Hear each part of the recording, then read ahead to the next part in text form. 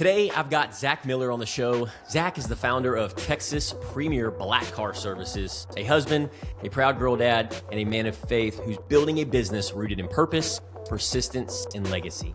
From climbing the corporate ladder as a college dropout to stepping out and building something of his own, Zach's journey is one a lot of entrepreneurs and leaders are going to connect with. Zach, pumped to have you on. Welcome to the show, brother. Hey, good morning, Sean. Thank you for having me. I appreciate the great introduction. Of course, man. So I want for our listeners, we're sitting at a coffee shop. We're just having a conversation back and forth. We got to talk a little bit about the episode today, so I'm super excited to really dive into your story. But I want you to take us back for a minute. What did that early season of your life look like when things didn't follow the traditional path? As far as your corporate journey and college journey. So take us back to that early season of life when things didn't really follow in the traditional path. Yeah. Well, man, I grew up in Kingwood, and like a lot of people our age these days, college is the typical path, right? Man, I'll tell you, I got there. I wasn't the best student in high school. I always tested well. I never did my homework. I got to college and I found it just wasn't for me. And as deterring as that is, or maybe feeling like an outcast not going the same path as everybody else. I came back and I got a job. I had a few different jobs in a few different warehouses, but one of my friend's dad, he gave me a job in warehousing for logistics. I was working in a receiving department for freight coming into the warehouse. And first order every day was sweep the floor. So I like to say, I literally started shining floors in the morning. But I met some really good people along the way. I still work in supply chain today. I've kind of climbed my way up through that to I'm now an operations manager for, a solar panel company. We run a pretty big supply chain throughout the U.S. But I guess really, I was always trying to build something for myself and maybe prove to other people that I wasn't stupid or something because I didn't go to college. So I always had maybe a chip on my shoulder or something to prove. And as I went along that journey and I started, getting promotions and going to next stages and learning more about not only supply chain, but business as a whole, man, I realized I could do this, and things were going really well. And I recently got into management. Well, I guess it's been almost 4 years now. And man, I think I've got there and I've realized that it's not everything that I thought it would be. I've always been a really hard worker. I still consistently to this day work 12 to 16 hour days, just trying to make sure things go right. And again, as that time went on, I always had the itch to maybe be an entrepreneur or do my own thing. So last year I made the jump and I started Texas Premier Black Car Services. And here we are a year later and things are going great. So that's kind of where I'm at right now. Beautiful. So you've transitioned. So you're working 12, 16-hour days. You're doing what it takes to put a roof over your head. You got a little baby girl. You're married. You're a man of faith. And you're working 12, 14, 15, 16-hour days to build your dream. I'm transitioning is when you think about everything, because I know there's listeners and leaders thinking about this right now. It's tough. It's challenging. You've probably faced so many obstacles that we don't even have enough time to get into today. But everything that you're building right now, what's the deeper why behind it all? So maybe the easiest way to describe this would be a story. So working from home, in my office, I have a big TV in front of me right now. Usually Netflix runs in the background, get some distraction throughout the day. But about a year ago, whenever I started this, and like I said, I got to this position and it wasn't as fulfilling as I thought. And I looked around and I saw people around me. And again, I kind of just wanted something more, something for myself. But anyways, I was watching this show called Ballers. I don't know if you've ever seen it. It has The Rock in there. But Yep. There's this one scene that I think really made me jump.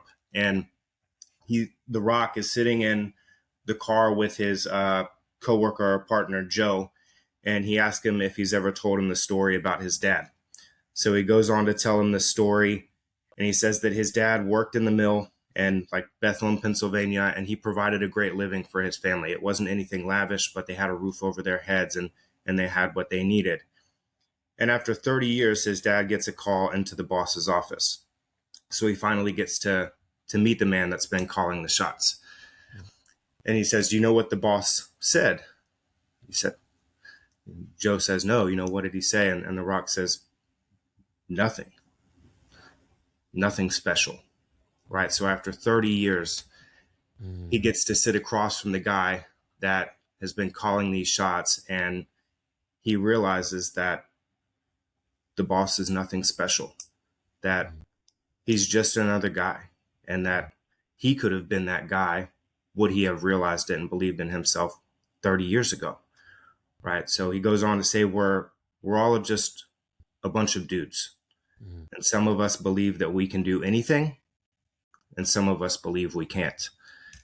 And again, I had, always the itch to kind of go out and do something for myself. And I was always so scared to do so. But I think whenever I watched that and I heard that, the very end of that speech was, so which guy do you want to be? And I wanted to be the guy. I want to lead things for my life. I want to make the decisions to better my family and better those around me, and not be stuck working a job for so many hours a day that pulls me away, that at the end of the day, no matter how hard I work, there's going to be a review at the end of the year. And if they decide that they want to give me more money, they can or they can't. So the job that I'm currently working, I've been working, like I said, for just almost 4 years, and always had great reviews, been an outstanding employee. I haven't received a single raise in those 4 years. And, every time bonus season comes around, it's always, oh, well, we can't do this and we can't do that. So I made the jump for myself. It was last year at this time, exact same time, actually. I was waiting for a bonus to come through, and the company had still kind of been putting it off and putting it off. And I had told my wife that I had an idea about starting my own company, because I had been trying to think of something that I could do, right? Something that would obviously involve risk, but not too much to where it would put my family in a position, but something that I could really get the wheels going, and something that I like to do so that I could be passionate about it as well, right? So in 2022, I was on 35 flights for work, traveling to different warehouses, different places, meeting people for work, and countless Ubers, countless terrible Ubers, stinky cars, people that didn't care to be there. It just wasn't a pleasurable experience. And I was actually in the last ride, the last Uber that I took in Phoenix, and I was with my boss, and we got in. The driver wasn't in there. There was a half-eaten orange in the back seat, and it didn't smell good. So that kind of kick-started on the way back to the airport, because I kind of thought at that time, like, I can do this. Like, I have a baby coming. I really want to make more money and do better for my family. And I could do this. Driving's not that bad. I can work at nighttime. I can get a new SUV. Who doesn't like an all black Tahoe sitting in the driveway? And, if it works, it works. And if not, then I guess I have a new Tahoe that I get to ride around with my daughter in, So I took an Uber Black on the way back to the airport that day, and I started picking this guy's brain. He pulled up in it was like a brand new Suburban. And I started asking him, hey, how, out of the money that I paid, how much are you making? How did you get started? Do you run your own business? And I went home and started planning and learning on the internet. And one day I woke up and told my wife, there's no more waiting. Let's go get the car. We went out that day, we bought a Tahoe, and I came back and I started chat GPTing of how to start a business and what type of licenses I needed. And a year later, the rest is kind of history. And I just bought a second car and going through the same fears and the same thing all over again. Man, what a beautiful story. I'm curious, man. So I have so many questions right now, and I want to get it all. I want to get it all in this short period of time. because you're so humble, you're so poised and cool, calm, collected going through this experience. And I know our listeners are getting so much value right now. Well, you had mentioned fears, and you'd been doing this for 12 months now. What are some of those biggest fears or internal battles that Zach Miller is facing that you've had to overcome in this season of launching your luxury transportation service? Yeah. I think as any human, and especially as as men and the provider of a household and having a kid, wanting to provide for them, that risk is difficult, right? And it's scary. So uh, I think that was obviously the biggest thing that had always held me back of, how do I take a calculated risk, but also make a jump? And I had always, looking back, you know, saw that the dots connected the way that they should. And I got to the current position that I was in, and I was talking to God and kind of leaning on my faith. And, am I supposed to be here? Is this where is this what I'm supposed to be doing? And what's next? Right. Yeah. And I looked at everything that I had done in the past, and I thought, well, maybe, because I had been applying for other jobs for a year or two, things I was well qualified for just due to the stress of my current situation, and it wasn't working out. Um, and I thought, well, maybe it's not working out for a reason. Maybe I'm not supposed to have a different step in this career path. Maybe I'm supposed to do something for myself, and that's why I'm here. So again, I think that risk was probably the biggest thing that held me back. But I had always learned through experience that you can't be brave if you're not scared to begin with, and you can't be courageous if there's nothing to overcome. So like many times before, and kind of who I am as a person, I threw caution to the wind and make a calculated risk and kind of send it and pray and hope that this is the right decision, and that's where God's leading me. And I think today I could confidently say that was the right decision. Wow. Dude, I love how you bring faith into this, because there's a million other things that you could have said: pride, ego, money, people, your support. But you brought in faith. You brought in having that courage to knowing that out of everything that you have going on in your life, it could be chaos, but at the same time having peace through that, knowing that your relationship with our Christ and Lord and Savior Jesus, that gives you that competence, that confidence to go, hey, you know what? It's not always going to be rainbows and sunshines. There's going to be uncertainty. There's going to be pressure. And that is entrepreneurship. That's the beautiful thing, because here's the thing. I'm a big believer in Zach Miller is a child of God, and also called to be that 10.0 version of himself. So what does that look like?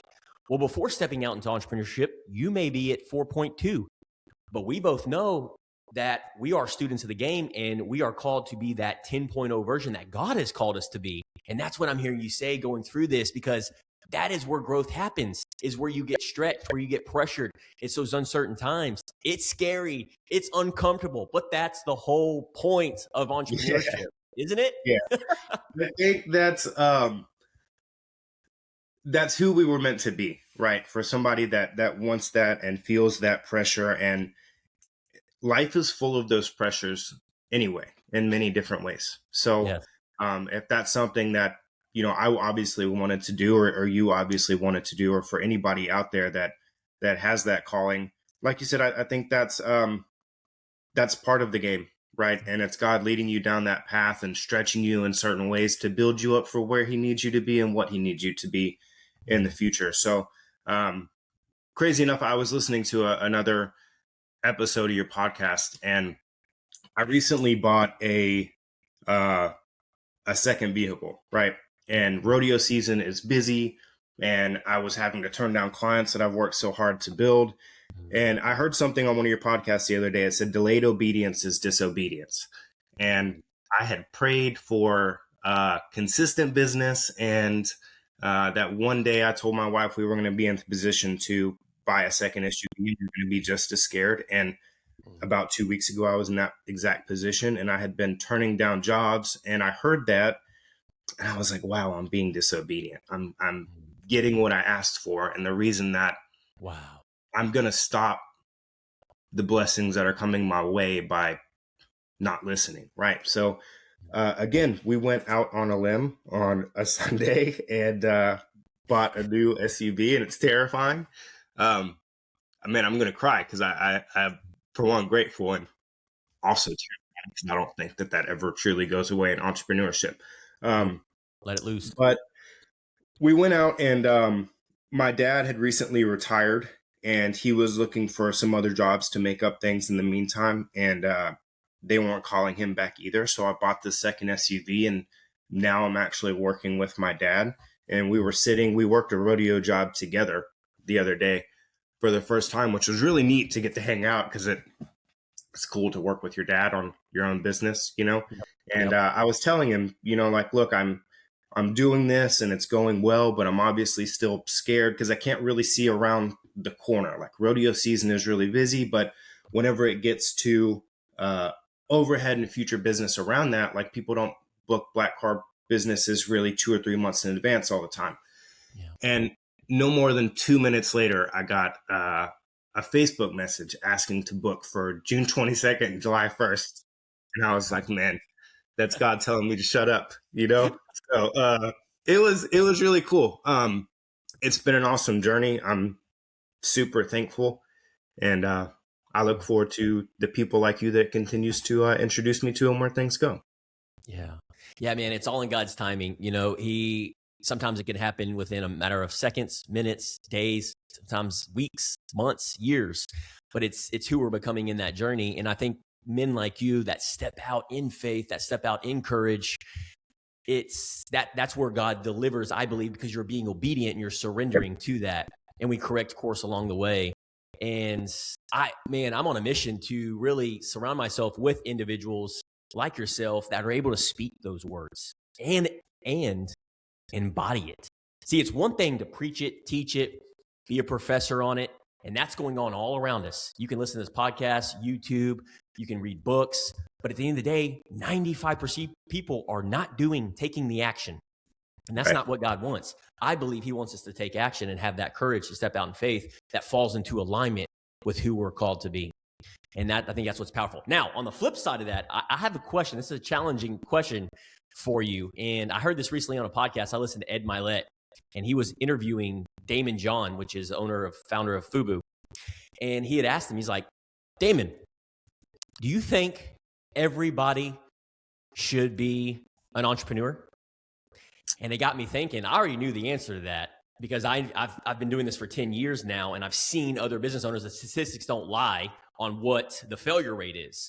So I'm curious with your thoughts, man. Do you think everybody can be a business owner or entrepreneur? It's a really good question. Do I think that everybody could?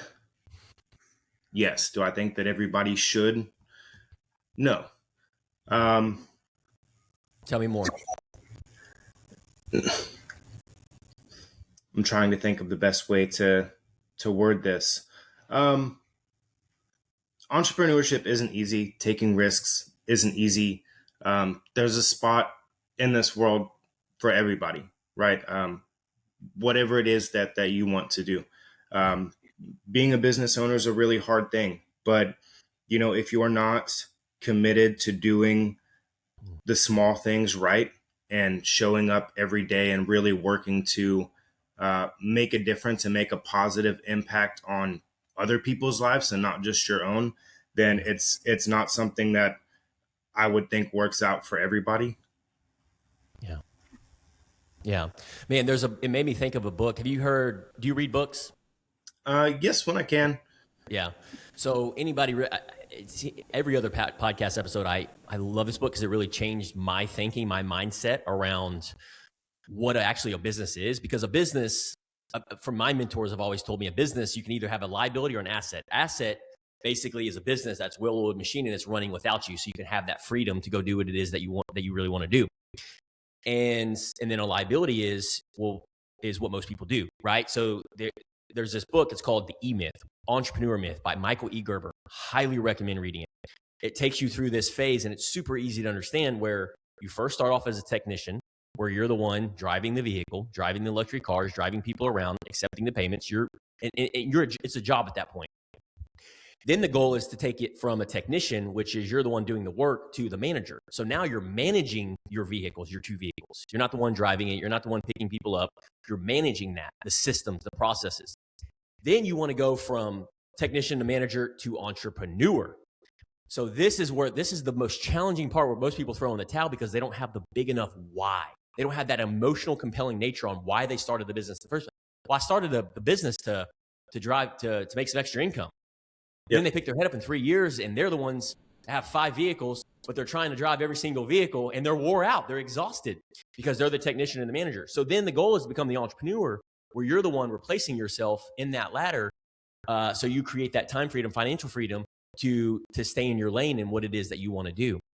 And it takes you through this process in these phases, and it takes time. So that's why you have to have that why. And it sounds like you do, but making sure that you visit that on a regular basis is so important. And I see with working with so many entrepreneurs and business owners around me, that's what they do. They get in because they love plumbing, Zach. They love driving people around. They love selling people's homes or writing people's insurance. But then they pick their head up, and the reason they started their business is they're not doing the thing that they loved. And now they hate it, and they just have another high-paying job. So where did I go wrong? And that's typically what happens, is like, oh, I'm the one doing all the work. And it's just not sustainable. It's like trying to go out and run a marathon, but full sprint. It's an endurance race. We hear that all the time, but it takes so long to understand that, and then surround yourself with other like-minded people, with different perspectives on that. Any thoughts on that? I think that I, along with many others, probably find ourselves in that exact same position, right? Hiring, I don't want to say hiring, but working with my dad and having a second vehicle, and not being the person that's having the conversations, not being the person that's cleaning the car before I'm going, and making sure that everything is 100% the way that I would do it, right? It is a tough thing, but I think it takes a lot of trust in the people that you hire and the people that you work with, and then trusting them to be the great person that you know that they are, and go out and do the great things that you know that they're capable of. That's why you're working together in the first place. But delegation is hard. It's very difficult to look at something that you've put so much into and trust somebody else with it. But there's only so much that we as business owners or entrepreneurs can do. And like you said, I started this to make some extra income and to be less stressed than I was before at a job that I didn't or don't currently enjoy doing. So I think there's phases of life of owning a business and lessons that need to be taught. And sometimes learning those lessons is really hard. But again, I look back on where I'm at and the things that I've learned and the positions that I've been in and corporate jobs and the lessons I've learned there. And I was like, okay, I was in a management position to learn how to speak to people before I was a business owner, so that I knew how to be a good leader at that time, right? I learned how to delegate so that I could expand and focus on the things that I needed to focus on, like marketing and expansion and things like that. So you can't do it all. It's very difficult to wear a bunch of different hats throughout a day, to be the person answering the phone, selling the jobs, driving the car, cleaning the car, making sure that everything is right. But like you said, you're the technician, and you build and you grow from there. And I think it's surrounding yourself with good people that you can trust to take over those jobs and be hopefully a better you than when you were in that position, and to continue to be who you want to be, and continue to expand. Man, Zach, you are awesome human being, brother. Just in this short period of time before the episode, dude, I just love how real, raw, and authentic and transparent you are, man. I've really enjoyed just hearing your story, man. It's been nothing but impactful. So I'm just grateful for you to say yes to be on the show today. I'm honored, man. Again, another thing that I think God brought us together, and that it shows that we're both on the right path. So I'm honored to be here. Agreed, man. Final question here, then we're going to get into rapid fire questions. So this is some of our listeners' favorite last 2 minutes is the rapid fire round. So I wanted to get your mind right. But my final question for you is, we didn't even get a chance. Man, we may have to have you on for another episode to talk about your family and your being a man of faith. I know we rarely tapped into that, but that is so important. When your daughter is older and you look back on this season, what do you hope she says her dad stood for? Oh man, you're gonna make me cry. I want my daughter to know that my dad was there. For one, I want to be present, and I want her to know that her dad loves her, but that my dad went out and faced the world and did everything that he could do to provide her the best life possible. So I just want to be a good role model. Yeah. Beautiful, and I hope she sees me in the positive light that I'm trying to work to show her. Well, dude, just in this short period of time of building this relationship with you, I can tell you are already doing that. She's going to listen to this episode several years from now. She's going to come give you the biggest hug and kiss. Yeah. So I wanted to make sure we recorded that, and you'll be able to share that with her when she does get older, man. So beautiful. Thanks for sharing that. I appreciate that. Sorry for the tears. Nah, I told you not to hold back, man. That was one of my things with you before we recorded the episode is can't hold back. So you're being yourself. All right, rapid fire questions. Here we go. We got 5 questions. Here's the instructions. Super simple. Quick answers. Don't overthink it, okay? Cool. All right, first one. One word that defines the season of your life. Ooh, challenging. Biggest lesson the corporate world taught you. I don't know the words that I'm looking for. Unfulfilling. One trait every entrepreneur needs. Persistence. Amen to that. What matters more right now? Freedom, peace, or growth? Peace. What's one thing you never want to sacrifice while building success? My family. Beautiful. Zach, this has been a powerful conversation, man. I, again, appreciate your honesty today, your faith, and your willingness to build with purpose, not just for success, but for your family, your little girl, your freedom, and the legacy you want to leave behind. And I know a lot of entrepreneurs and leaders listening are going to connect with your story. And so for those who want to follow Zach and learn more about Texas Premier Black Car Services here in Montgomery County, make sure you reach out and follow him on the social. Zach, thanks again for being here, brother. Appreciate you. Awesome. Thank you again, Sean.